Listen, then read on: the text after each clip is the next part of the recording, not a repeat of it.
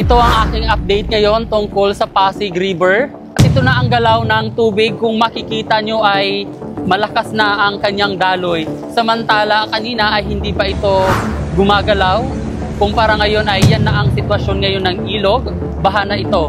At dito ito banda sa Janice, sa kahabaan ng West Bank Road, Barangay Rosario, Pasig City. Kaya naman pinapaalalahanan ko po ang mga nakatira sa tabi ng Pasig River Ilog na maging alerto kayo dahil posibleng mangyari ang pagragasa ng baha ng ilog. At habang maaga pa at may oras, magsilikas na kayo para sa inyong kaligtasan. At kung inyong nakikita ang puno ay malakas na rin ang hangin at sobrang napakalakas pa rin ng ulan. Sa mga oras na ito, habang ako ay naglalakad dito sa West Bank Road, sa kahabaan ng highway na ito. At manatiling kayo ay nakaantabay para sa aking balita sitwasyon.